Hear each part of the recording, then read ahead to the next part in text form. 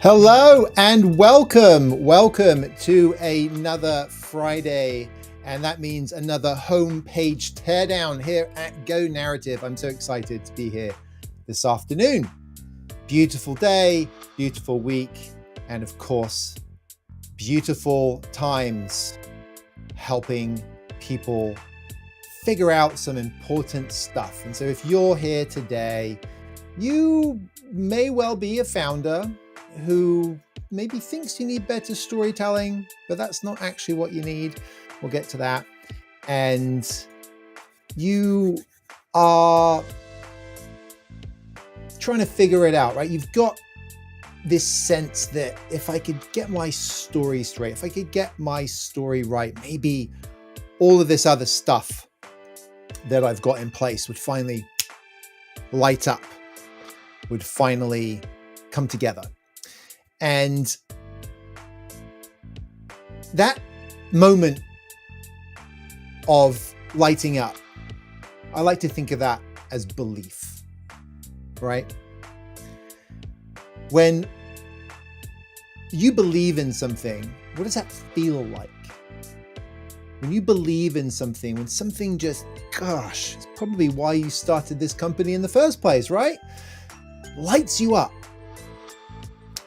When you hear somebody else talking about something, it could be a product, it could be a company, it could be anything, it could be some documentary you're watching on TV, it could be a friend telling you a story or telling you about their weekend, and you light up because of something they say, that moment where you get it, everything clicks, it's interesting, you're drawn in, you believe that there's something there. Now, your friend may go on to tell you about the whole weekend. By the end of it, you might be thinking, maybe not. That's actually, I don't believe in that, and I'm not interested in that. Whatever it might be. That being said, if you don't ever have that initial moment, if you don't ever have that initial reaction, if you don't ever have that initial lighting up, then there's never going to be other light up steps, is there? Right? And that's why I love thinking about belief when we talk about this stuff. You know, if you look at why companies tend to fail, right? They don't tend to actually fail because of the product. I mean, you could have a great product and it could never go anywhere. The number of companies that have had great products, but it's just never gone anywhere, or the number of people that said, I had that idea, I maybe even built that prototype, but it never went anywhere, right? So it's the product isn't the problem. It's often not the market either. Sometimes the market really needs what it is that product can do, right? And they don't tend to fail because of the product, they don't tend to fail because of the market, and they don't actually tend to fail because of the timing. Now, these are all things where it can go wrong. Don't get me wrong. These are all places where it can go wrong. But most companies don't actually fail because of that. They actually fail more because what they're saying,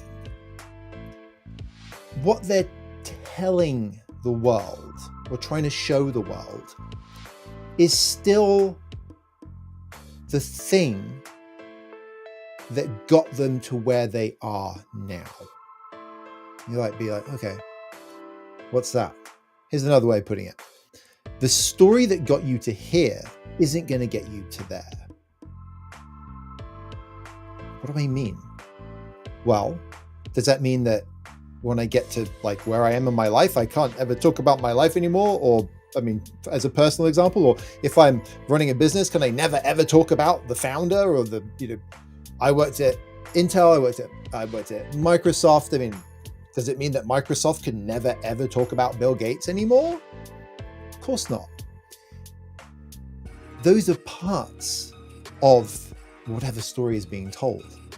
And stories are just like little things compared to a narrative, which is this big story, right? The big thing. So the story that got us to here isn't going to get us to there. That doesn't mean we have to throw it all away, but it does mean we need to adapt it. And this is seen better than anywhere at the transition from Series A to Series B. Now, pre-seed, seed, Series A, Series B, Series C, these are all just categories, right? These are labels. We like to label things. We're human beings. It saves energy. The brain loves anything that saves energy because then we can use it on other things. So we make shortcuts, right? And that's what these labels are. It's what's behind the labels. I heard a great, what was it? I think it was in a movie. I had this great quote the other day. And I was like, oh my gosh, that is such a great way of characterizing data. I think about data all the time because I think about how do we tell a story? How do we communicate? How do we build a narrative? How do we have the right facts in there, right? And then there's always the data versus message, data versus story. I heard this great quote the other day and I can't remember exactly, I'll butcher it, but the point was about meaning. People don't care about the data. They care about meaning. And again, I wish I could remember the context where this came from because it would add even more credibility rather than just Matthew saying it. People don't care about the data. They care about the meaning. And that meaning that you have to convey at different points along your journey as a company shifts and changes, right? And the Series A, Series B, some of you will get that, and that's something that you're actually laser focused on. You're like, we've got Series A, and we need to get to Series B. Some of you will be thinking that. Some of you will be thinking differently, but it's all the same meaning that's supporting it. And what it is at Series A, that's our label, we'll stick with it. At Series A, getting to that point, getting to the recognition of investors, of VCs, of VC firms, whatever it is. I'm not talking about friends and family, any of that kind of stuff, but these outside parties that say, yeah, you got it. We're going to put some money in there. We're going to give you $2 million. We're going to give you $5 million. That at Series A is more often than not, I have seen, based on the founder's story and a really good pitch that's been dialed in and has got the right product, the right market, the right timing, and the right promise and the right value proposition for the people who get it. Okay. And it works. It resonates. It gets the $5 million. And a lot of that, quite frankly, is on the shoulders of the founder. Like, to be able to get to that point, let alone having made it through pre-seed and seed, a lot of that weight is on the shoulders of the founder. What the story they often tell is often their own personal story. I mean, to use a pop culture example of a startup that ended up making a heck of a lot of money and having a huge impact on the world, Facebook, or Meta, right? Facebook, you remember they made a movie about the story, right? The kid in the dorm and blah, blah, blah, blah, blah, right? It was the Zuckerberg story, right? And that was what got to the Series A, that type of scenario is what we're talking about. What about Series B? What's different? Why is that different? What's the big deal? Well, the big shift is now we're talking about moving from $20,000, $30,000 a month recurring revenue to 150, 180, and being able to articulate that in a way that is going to get an investor to say, I'm going to invest 10 million, 15, maybe even more, right? $20 million. And can you see why that's different? Can you see why, even just at a very basic level, here is this really compelling thing that is so interesting and fascinating and cool. I want to be a part of that and invest in that. Versus, okay, so you've got this thing that's fascinating and cool. How are you going to get that to more people? If you remember last week, I think it was, I was talking about crossing the chasm, and there's the whole dynamic with early adopters versus early majority. And that is very much what companies find themselves dealing with when they're trying to get that next level of investment. And the thing is, it's not just about the investors. What I love about having Series A, Series B, Series C, and so on, is it gives us these guardrails, right? It gives us this meaning, this easy kind of hack for us to communicate and get on the same page. And what we're trying to get on the same page at this sort of maturity level of a company is, how can we convince people? How can we get people to believe, not just that we've got this thing, but that it's good for more than just the people who instantly get it. And so an investor needs to see that, right? They need to know not just the numbers on a slide that say they have 25,000 and then an arrow up and 150,000, right? They need the reasons, the data, of course, but the meaning. What is the meaning behind that data? Has this founder and their team done the work to figure out what is happening in the market, what is happening in the world, especially in these claimed markets they're going after, that is believable, right? That's ultimately what it boils down to. And even if you've got really great, and I've advised startups, I've worked with startups, I've worked with, and I continue to work with startups, and I have been involved in the spreadsheets and the conversations about how many people we think can get to use this and what our market is. And then there's a lot of hope in there, right? And even when you get conservative and more conservative and more conservative, there's still, you got to believe it. How do you believe it? Some of that is rational, right? But some of that is the resonant frequency of what is being said. And so early on, the story is pretty simple, right? And over time, it evolves and it changes. And what happens as you grow, and this continues on to Series B, C, publicly funded companies. A lot the problems that start to kick in at this transition between A and B are really kind of like the roots or the foundations of problems that continue for a long time. Because as your company grows, that gravity starts to shift. The outside, that could be investors, could be the market, the outside forces,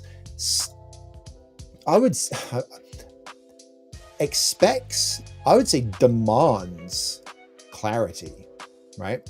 And it goes to the concept of anybody who's worked in startups and product, in marketing, leadership roles, anything, leadership in general, and marketing leadership roles, doing marketing, product development, product marketing, innovation of any kind, is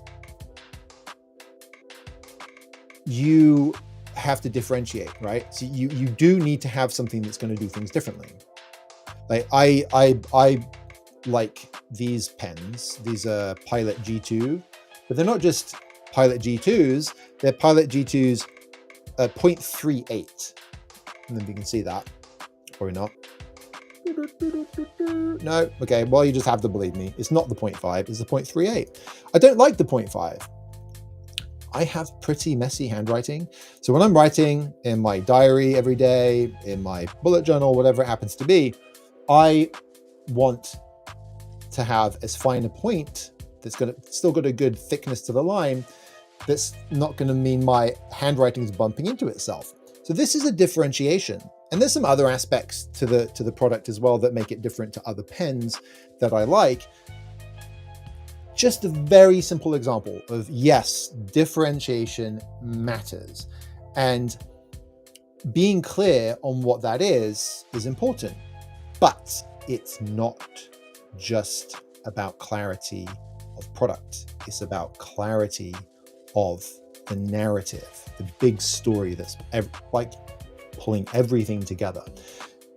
If we think about the investors who are potentially investing in you as a company, do they believe what you're saying about the projections? That's one thing, right?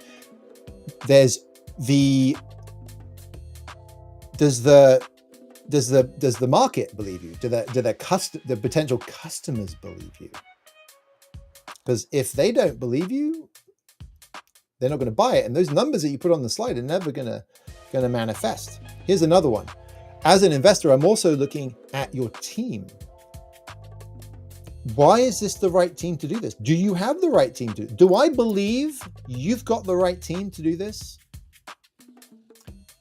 Yeah, there's some data in there. Like we've got enough engineers, or we've got the right mix of talent. But again, meaning. What is the meaning behind it? Do I believe that meaning? And as you grow and as you bring more people on, you start to get these little shifts, these little inconsistencies start to appear. And I remember being in a meeting, I think it was at Microsoft, it might have been at Intel, and we were talking about the sales readiness and enablement deck that we were putting together. And we were talking about what should go into it and what shouldn't go into it. And we were having a pretty meaningful conversation about the challenges that we had with this one particular thing that we were talking about. And I can't remember who it was, but they said this really fascinating thing. And it was, nothing ever stays inside the company. Okay, I thought that was interesting. That's also interesting. What's going on with the? There seems to be some kind of fault with this streaming platform. It goes into static mode. That sounds like the sleep machines, right? And the point being, whatever gets said, whatever really is being talked about will eventually get out through, especially when you talk about like marketing teams and sales teams.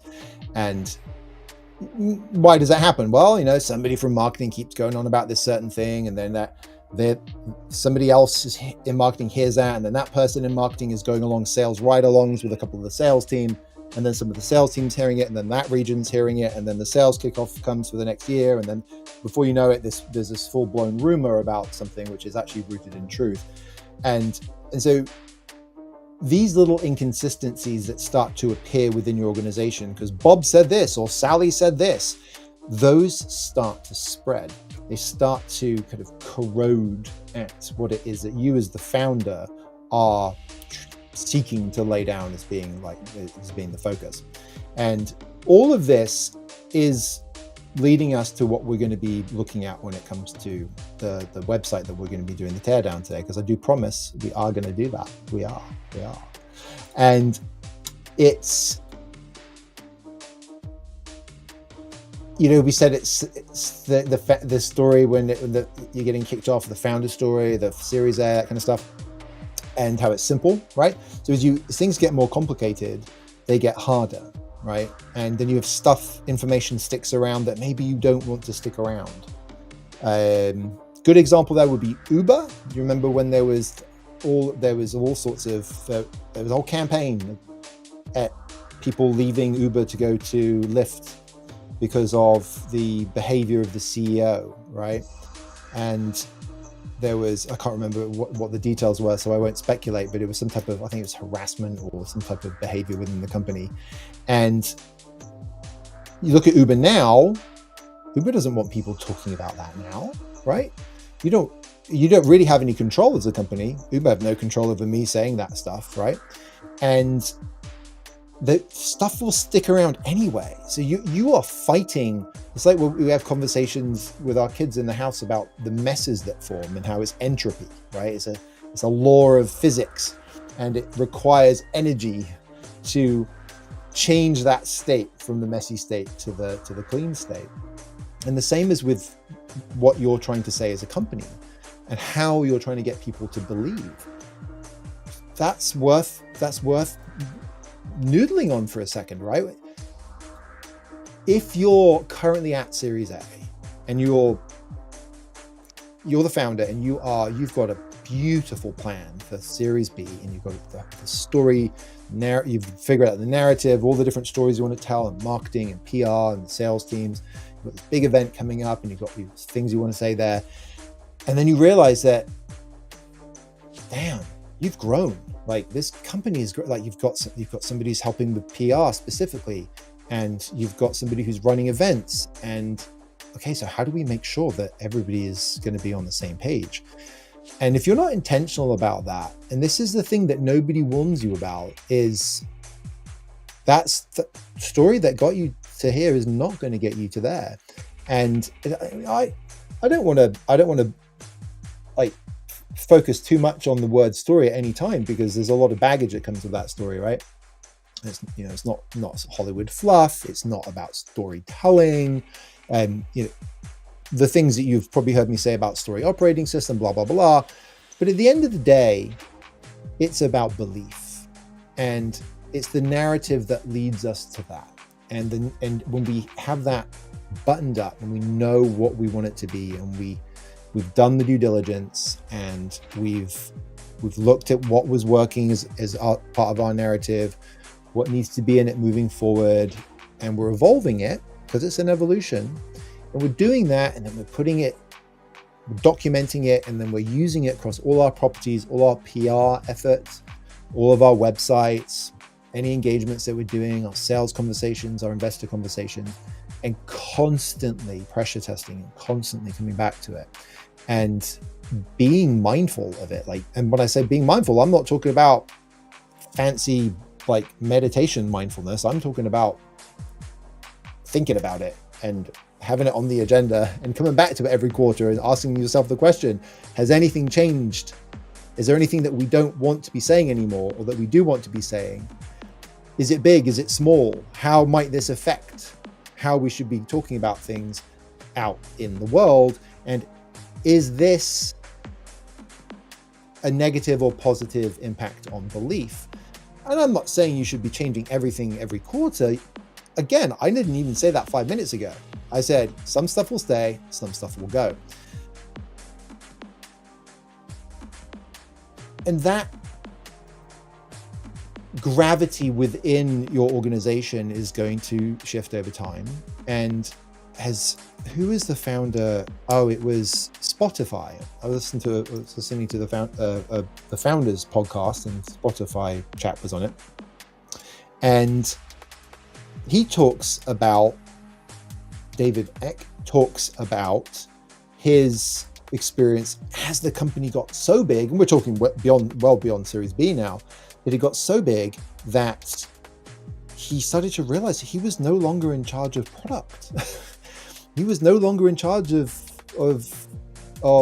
development. But he was in charge of what the tone of the company needed to be, the heart and soul of the company, what the company believes in, what he believes in, what the company believes in, the leadership team believes in, what they want to convey as belief to the world. And when you have all these little inconsistencies mixing in and creating the fissures and cracks, if you will, and you don't spend that energy and fuel making sure that this is right, Is the kitchen clean? Is one question. Do we need new countertops? Is another question, right?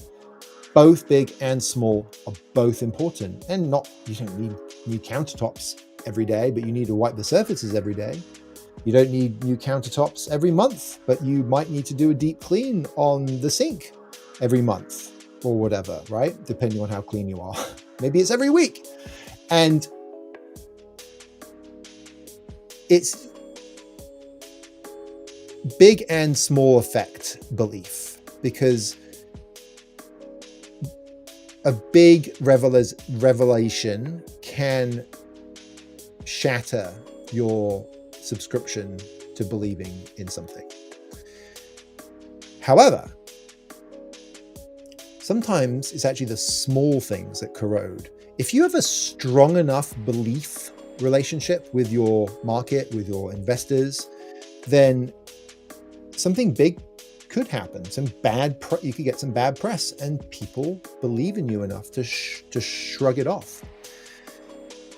A small corruption of belief over time can actually be that water torture effect, or the constant freezing and thawing of water in a joint or a crack that can destroy something that's much bigger and stronger than just the droplets of water might appear to be, is just as potentially damaging, if not more so, to belief. And therefore, and it's just like with cleaning the kitchen. If you don't clean the kitchen every day, it will be a disaster. It's the same with any space in your house or your office, right? So the small things matter, and staying on top of it matters. And you need tools to do that, right? Tools and processes, whether it's just mental tools and processes because you're just really good at it, like because that is your thing and you've always been great at that. And some founders are, and some that's just not their area of expertise as much. You know, maybe your competencies are more on the product side, right? Or maybe they're more on the innovation side. And even if they are, I want to use the word but even if you actually have a strong narrative bone, you are pulled and stretched very thin, right? And having help with that, whether it's somebody on your team or outside counsel that can help you stay focused on keeping things clean, tidy, and making sure that those breaks and those cracks aren't working their way in. So whilst a lot of founders will come to me and they think they've got a story problem, they don't. They have a narrative architecture problem. And it's a fancy word for what's effectively an effort and words written down and writing them down, right? There's a power in documenting things. And both from a creation and a commitment perspective, but then scaling that message out, right? So you might think you've got a story problem. You might think, a story sucks, or I've got this problem when I tell this story, or our sales story, or our investing story, or marketing story, all these things. If you think that, you most likely have a narrative architecture problem. And you want to go and have a look at that. You want to say, is my product truth? Is my market truth? Is my outcome truth? Is my belief truth? Are these things all aligned, right? And it gets harder to do the bigger you grow. And if you don't have that spine holding it all together, if you don't have that approach, that process, that tool, then you're not in the best possible position to bring it all together, to keep the house clean, and to make sure that everybody's saying what you want them to be saying and believing what you want them to believe. And that is so vital, because it's not just about everybody saying the same thing. It's about people saying the same thing because they believe it.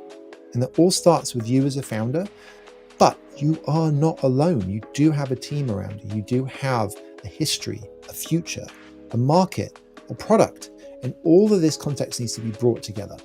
And it's not because the company's wrong or the product's wrong or the team's wrong, that the narrative is just outdated. You need an upgrade, you need a refresh. You need to make sure it's serving you really well, right?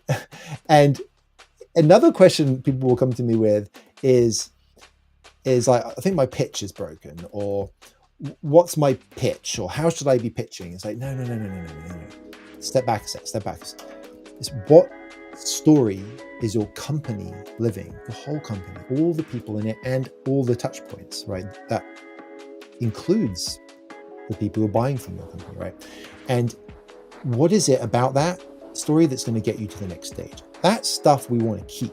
We want to make sure that we hold on to that stuff and keep a hold of it. But the stuff that isn't going to help, it's like, just deprecate it. Let's create the separate file. Let's go put it there. Let's put it out to pasture. Store it. Beautiful thing about digital. We don't have to delete things. Where we go, I was going through this just today, reviewing the Go narrative, latest messaging and updates. We've got some updates. We've got the folders and files. And then we've got the working OneNote with brainstorming, and there's old stuff in there, and there's new stuff, and there's like really old stuff. And it's like, okay, maybe we need to like just clean house a little bit, right? But we don't have to get rid of it completely. We can take it offline, right? We can put it in a separate OneNote, or we can just put it in a different section and just move it out the way, right? So you can do that. You don't have to worry. You're not killing it. You're putting it out to pasture. And you know what? You can go visit it in a year and see if there's anything actually in there that's maybe should have stayed in, right? Because you're changing, company's changing, market's changing. Keeping a hold of stuff, but taking it out of the core. That's what we're saying.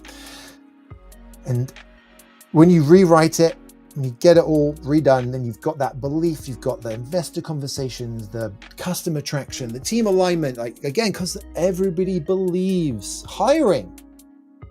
I mean,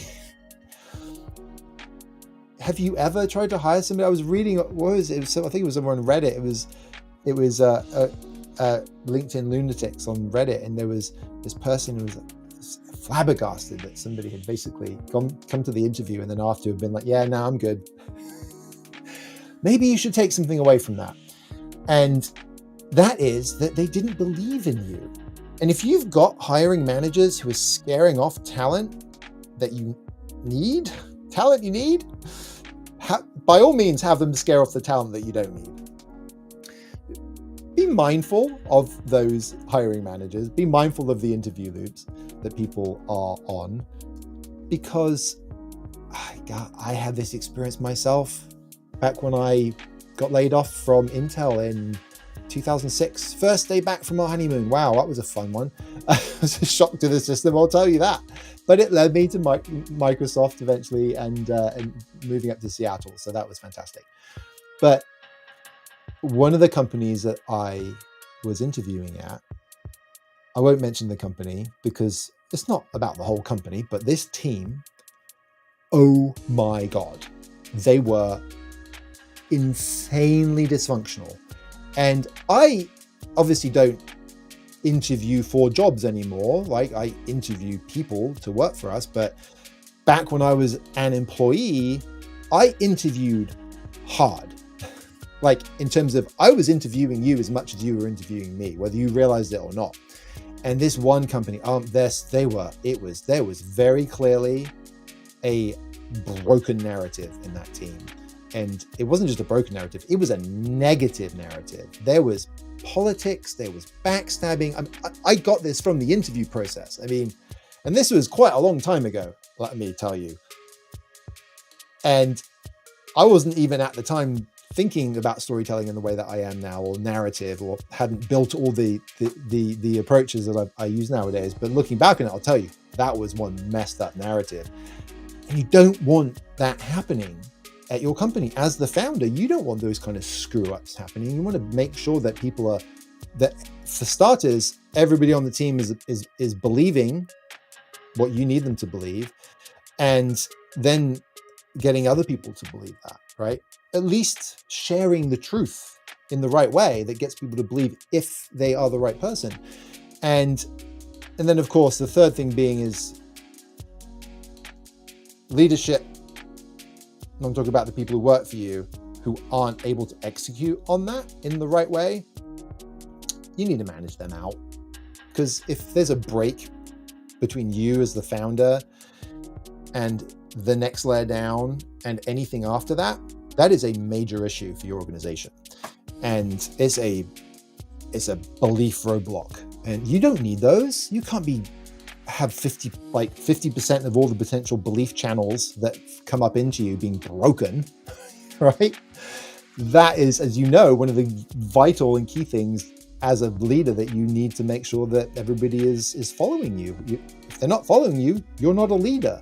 And as the founder, CEO of a Series A startup going for Series B, if you find yourself in that situation, you are going to be in a pickle. Okay, that was fun. I love talking about these challenges, and I hope you found that interesting, of course.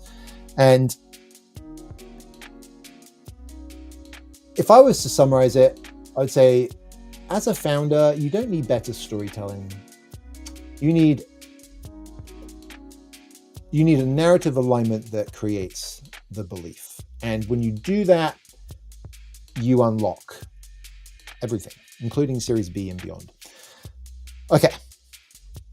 Are we ready to have a look at our victim of the week? As always, I try and remember saying that I feel your pain. As any company with a website, we have a website. We just recently made some changes to one of our pages today. And as the owner of a Series A website, you probably are juggling a lot of other stuff as well. I'm imagining probably VP of marketing, dealing with PR, marketing, a huge bunch of stuff. Probably got some staff, probably contractors, probably trying to use AI to its full capacity. And you're remember all those hits we shared earlier, right? Events, PR, new products, new services, X, Y, and Z. And you're serving a lot of needs from the organization. And sometimes you have multiple chefs that you're taking orders from as well, which can be tricky. Is that the right way? Does that go around that? Or is it multiple diners and one chef? But anyway, either way, there's a lot of pressure on you to get things right.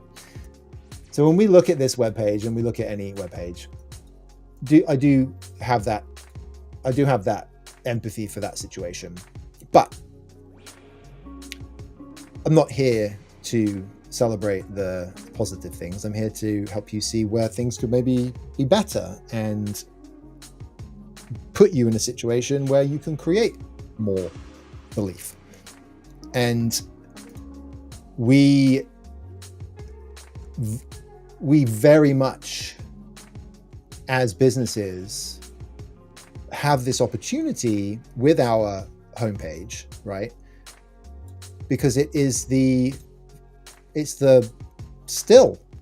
gateway to us in a digital world.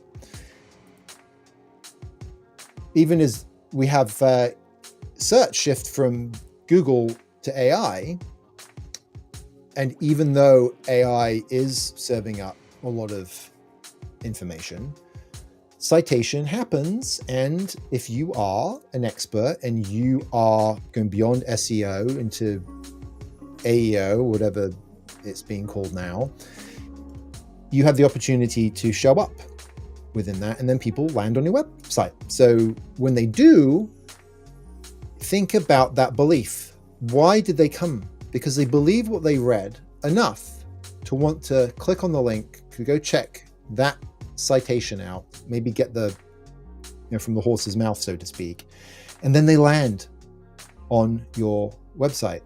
And so we all care about this, right? And so when I share this with you, know that I know the challenges, but also know that we're talking about narrative as infrastructure. We're talking about any drift within that is going to kill the belief.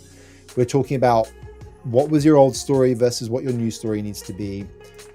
That belief ultimately changes and drives behavior. And when we use belief to create alignment, we get the scale that we're after. So I'm going to share my screen. Now, that preamble, let's have a look at our victim of the week. If you have any questions, by the way, you can drop them in the chat, and you can also drop them in the email gnhelp@gonarrative.com, and we will respond to that, or DM me on LinkedIn. All good.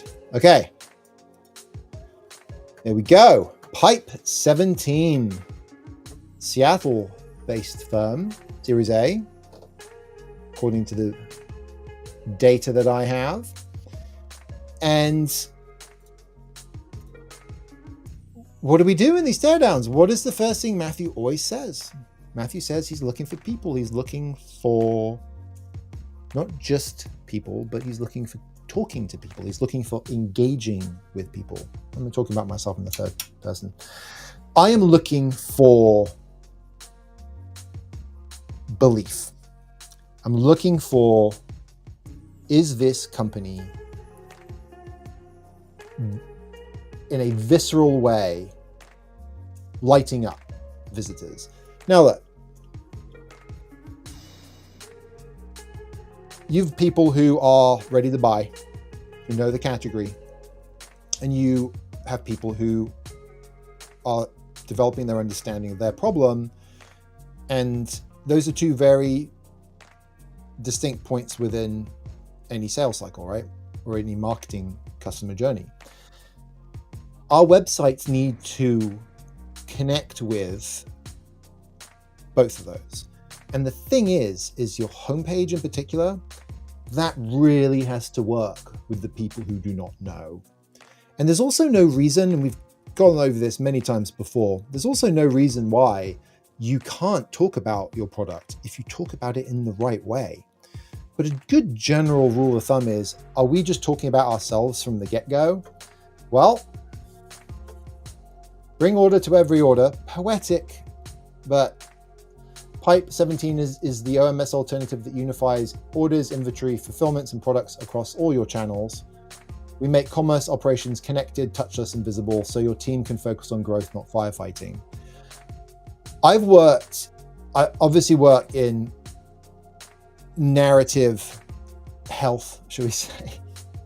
Now, I obviously work in narrative and story, but I've worked in marketing for a long time, and I see stuff like this, and I know what was most likely the process that happened, the discussions that happened, the product people who said we need to say this, the leadership that said we need to say that. And this is, unfortunately, Pipe 17, a really good case study of trying to squeeze it all in. OMS alternative. So first of all, you mentioned Pipe 17 off the bat. OMS alternative unifies orders. So unifies orders and inventory and fulfillment and products across all channels. Do it all that. We do all of it. And on top of that, on top of all of that, we make commerce operations connected. And I'm sure if somebody from Pipe 17 was in the room, they'll be like, well, yeah, but it's because of the alternative, the OMS alternative, and because of the unifying orders, that makes commerce operations connected.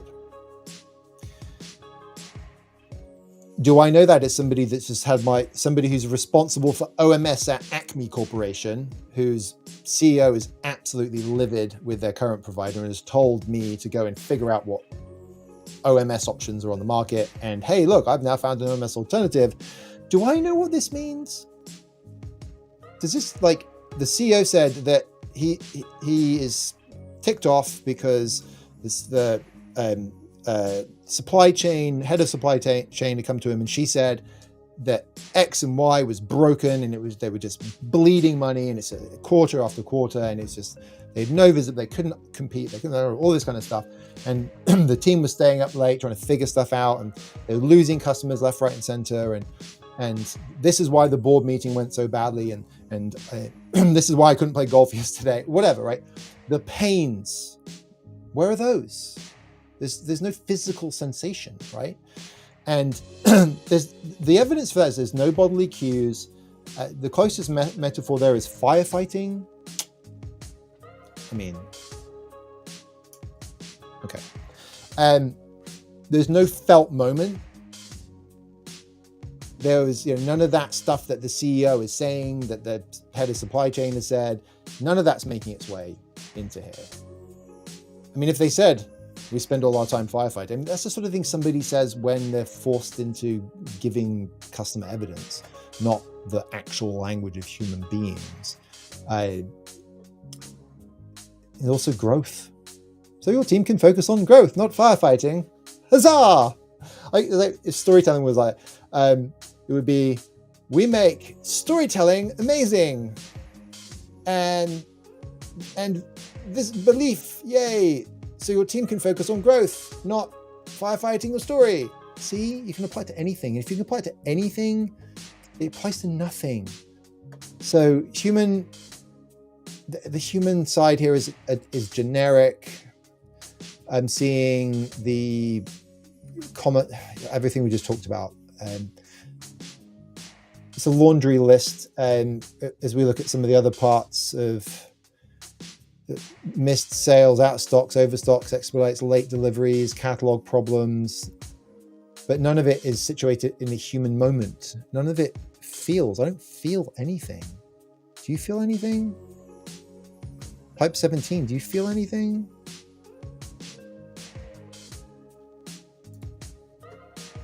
You do feel like you're pissed off with Matthew for having it go at your website. I'm not. I promise you, this is out of the opportunity that I know that you have to get this right. And the other aspect is like of belief. Remember we talked about like the market. What about the transformation context? Like how are we connecting to that? There's some talk about AI somewhere down in here, and we looked at all the Y Pipe 17 company, all that jazz, and one AI native order operation platform popped out, building the order cloud. They explain, right? They explain, but they don't name the shift forcing the action. Channel fragmentation, maybe. AI agents changing order operations. Like, what is actually the force? And it's what these companies will be experiencing. Oh, I've got some Allbirds. You can wash them. Just have to take out the insole. Oh, I've got some of those flip-flops. I've used UPS. Ooh, social proof, it's on your homepage. We'll do it. But what would Mary Ruths or Ryder say? Like literally, and not the typical problem solution benefit stuff. Like what were they feeling, right? So what's missing? What's missing here? Like we're missing who hurts. Whoa, what's going on with my mouse? Who hurts, where, when, how often, and then we're missing like why now? Why should we do something about this now? Too much abstraction, connected, touchless, visible, and then we had, like I said, this is bringing order to every order. It's poetic. We all, as marketers and word people, I bring order to every order is poetic. And I'm sure there was some really good belief that lit up in the room when you agreed on that at Pipe 17. Like, I can imagine that. I can imagine being in the room and that, bring order to every order. Think about how it's disordered. And now we're bringing order to it. Think about how it feels like to have. Okay. If you're talking about how it feels to bring order, show it. Don't just tell it. And then you can, I'm not saying this is a bad headline at all. In fact, it's a hell of a lot better than some that we do and I've seen. But then we've got speed, turbocharged commerce. Where was that? That was in one of the pages of solutions. So there's no single kind of promise there. There's no single red line that's going through it. And that means you're introducing those cracks, right? Cracks in terms of how anybody talks about it, let alone if you've got partners or you're trying to get partners as well. That adds even more fuel to the fire. So I'm not getting any physical sensations. There's some hints at emotions with firefighting, dissatisfaction. Beliefs are just implied. There's no real beliefs coming across. It's very surface level, very sort of level 1 to 2, with maybe touching a little bit on level 3. And this is where belief breaks, because you get identity drift. Is it OMS alternative? Is it AI native operations? Audience sprawl, brands, 3PLs, partners. There's no hero that can be the center of the story, the protagonist, if you will. It splits attention, it dilutes the stakes. There's no reason to care. And we didn't talk about the tangible outcomes, but there's no tangible outcomes here.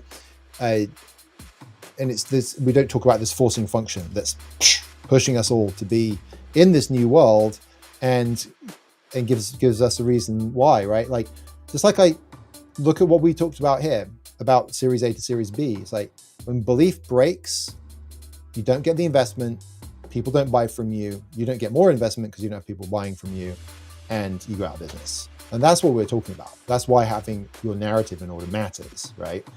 And I could add to that.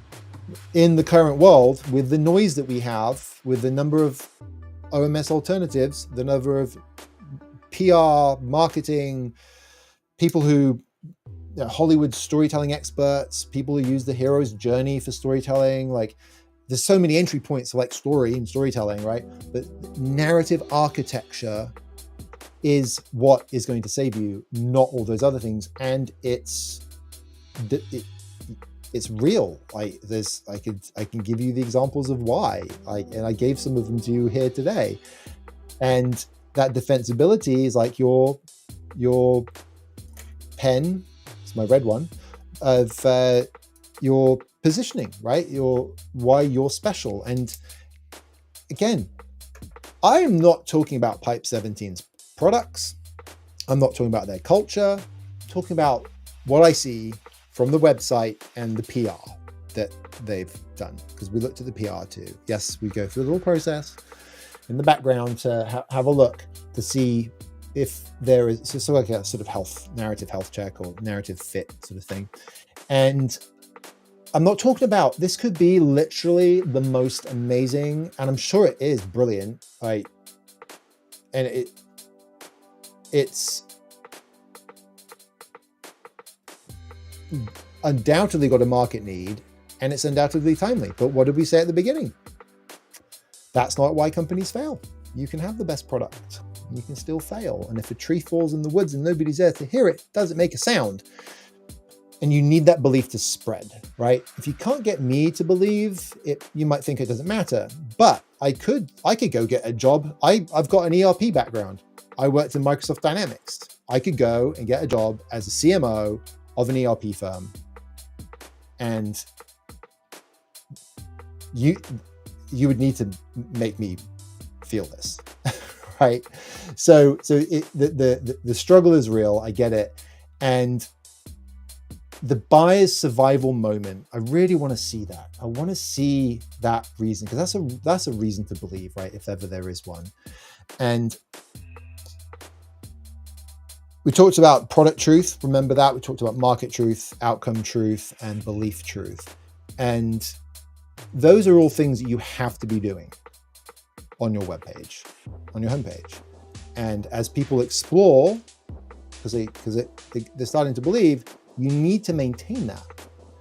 It's the moment that gets broken, that's the moment people leave. So if I go from, I click on for 3PLs, if your company provides third-party logistics, warehouse management, drop shipping, SaaS application, other fulfillment services for merchants and brands, read stuff aloud, please. Then Pipe 17 has a solution for you. But because there was no belief structure on the homepage, there's no connection here. Is there even any similar language? I'm kind of curious. Fulfillment is on both.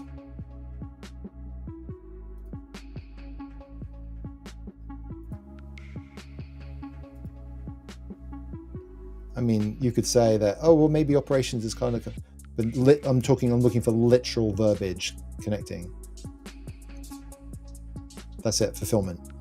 So that you're basically, if you care about fulfillment and you believe in fulfillment, you may well maintain some degree of belief as you come through this. And then you click on book a demo. Finally, no more piecemeal solutions. Switching to Pipes give us a built for commerce, connectivity, and order orchestration all in one place, so we can fully automate operations. And fulfillment's not mentioned. So if that's the thread that I was hanging on, like hassle, expense, oversized order management system. I'm not going to talk about customer quotes. It's something that you can fix.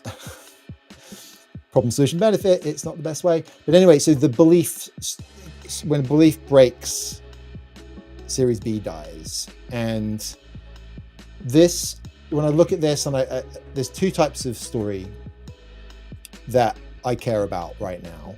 One of those is survival, and one of them is mastery. And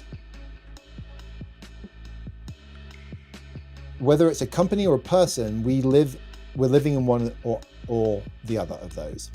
And if we're only in our survival story, we are repeating old patterns, and we are not ever going to achieve the kind of mastery or success that is possible to us. We can get so far by killing ourselves, working every hour that God sends, and doing superhuman efforts until we just can't anymore and our body says no. And that could be a whole team of bodies saying no and keeling over and ceasing to function. Or you can be intentional, break out beyond survival and figure out the mastery. So what I see here at surface level is a company that is relying on its old narratives, is getting sucked into the weeds on the details without a strong belief structure. There's anchor phrase conflicts that we just talked about, like the poetic versus the speed. The hero is not named. There's a opacity in terms of how it actually even, what the solution is. How is this all untangled? You're relying on some big leaps of faith, and you got to have a really strong belief structure for people to make big leaps of faith. And that's why having big leaps of faith when you talk about fulfillment merchants and brands, and not 3 a.m. Slack messages and lost whole segments of markets because you can't serve them anymore, and the gut-wrenching agony of having to let go half of your workforce, or being in that half of the workforce that gets let go because the company has failed. These are the types of things that Pipe 17 could be talking to. And of course, I can't fix it off the top of my head, right? You need to do some serious due diligence on this. You need to actually go and do the diagnostic process, but you can. And when you do that, you figure out what you got to do. And this is a high level overview of what the opportunities are here for the team. So if I was to kind of close out on just a couple things in terms of what's missing to unlock belief, this isn't a rewrite, but this is like a diagnosis of the gaps. I'd probably say get a single embodied scene of, take that firefighting and double click down, figure out what it really means, and use that everywhere. Have people feel it, right? And at a market level, one line statement of shift from this to this, and we are the ones, right? The world just did X, and now Y fails, okay? One non-negotiable truth, maybe it's fulfillment. One non-negotiable truth, and constrain everything to that. The beauty of the web, remember when I said about digital and we can put things off to the side? You can put stuff off to the side in your resources. in all of this, you can have the details elsewhere. You don't worry about that. But that one thing, what is it? If people bought from you for just one reason, I mean, Series A, you're not that far from having a very limited set of things that you could pick from solving problems on, right? If you're looking at Series B, things might have exploded a little bit. So dial it back in, get it focused. And then who is the person you're talking to? Figure that out. I know we hear things like hero and protagonist in storytelling. Okay. But whoever it is, who is the person, the character that you are turning up to guide through this process and to help change things? And that, my friends, is what I love doing on our Friday afternoons here. Not any later, I love doing other stuff after that. But there we go. Quick recap from the top. We're talking about belief. We're talking about the infrastructure of belief is ultimately what it is, right? And yes, that's the narrative is that infrastructure, but it's the infrastructure of belief. Getting people to believe is what we are trying to do. And all those little problems that creep in, right? All that, the drift, the cracks, kills belief. So you've got some things we're trying to do to create belief, and there's some things we're trying to stop that undermine belief. And we talked about the old versus the new, right? And we talked about survival and mastery. And those are kind of related.